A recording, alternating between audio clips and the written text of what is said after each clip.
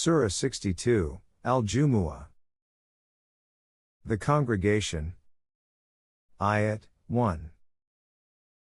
Everything in the heavens and on the earth is actively busy fulfilling the designated program of Almighty Allah, the Sovereign, whose power and authority has no limits. He has full control over everything and exercises this control with wisdom. Ayat 2. In order to enforce a divine system in the human world, similar to the one in the universe where everything functions according to the divine law, Allah Almighty started sending a chain of divine guidance. The last link of that chain is this Rasul, who has come to the people who had previously never received any divine book. This Rasul presents the divine laws to the people, and then explains the objective and wisdom behind them. At the same time he gives them a work program that will help develop their potentialities. Hence, as a result of his teaching of the divine message and training, a nation that was previously totally lost came over to the right path. Ayat 3. The message of the Rasul is not confined to this nation only, this message is also for those who will come after these people. In other words, the Rasul has been sent to the whole of humanity, present as well as future generations.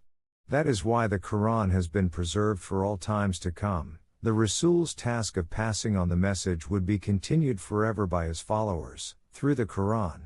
This has been done under the command of Allah, who alone is almighty and truly wise. Ayat 4. Bestowing wahi is the sole and exclusive prerogative of Allah Almighty. For this exalted status he selects whoever he wills. It is also a fact that the guidance which is given through this wahi is one of his blessings. It is available to all those who want to benefit from it. Wahi was revealed by Allah only to the Anbiya, but guidance through this wahi is available to everyone. What a sublime act of grace it is, that he provided mankind with means of nourishment, to meet their physical needs, and provided guidance of wahi for the development of their human life. He truly is the master of magnificent bounties. Ayat 5. But only the people who comprehend what they read and then act upon it can benefit from Allah's book. The book is of no use if it is carried around wrapped in beautiful covers.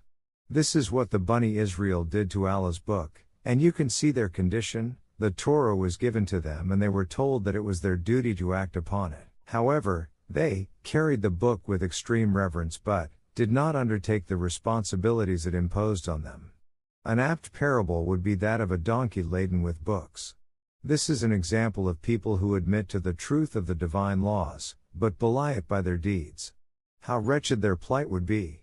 The people who treat the divine book in this way obviously cannot find the right path. Can a donkey ever go on the right path just because the books on its back contain guidance? Ayat 6. Such was the conduct of the Bani Israel. They merely carried the divine book around, instead of obtaining guidance from it, and at the same time they remained under the false impression that they alone were favored by Allah. Tell them, if you really are the only ones who are Allah's closest friends and favorites, then aspire to die in his cause. This would substantiate your claim. Ayat 7. You will see that they will never wish for death, because they know that after they die, they will have to bear the consequences of what they had done in the past. Allah knows very well what goes on in the hearts of such criminals. Ayat 8. Tell them, the death that you are running away from will surely come to you one day.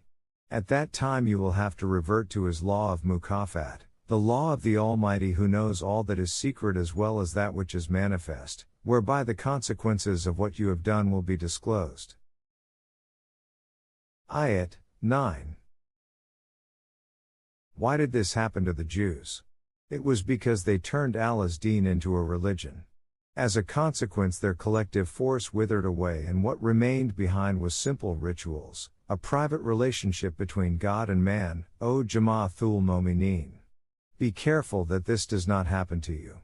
You should always live a collective life, which in fact is the requirement of deen. In this regard, For example, whenever you are called upon to a community congregation for Salah, you should come to it quickly, leaving behind all business, to listen with your own ears to the divine laws and instructions for which you are being summoned, and according to which you have to function.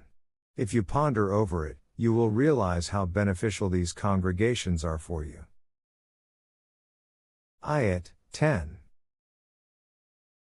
And when this congregation of Salah is over, disperse and go wherever you like in search of your livelihood. However, do not think that the requirement of your deen is only to hold such congregations. The laws were conveyed and explained to you so that at all times and in every aspect of life, you should keep them in mind. Now that you have come out in search of a livelihood and business, keep these directives in view. Therein lies the key to your success and prosperity.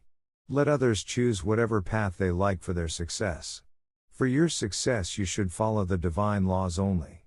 This in fact is the only real success. Ayat 11.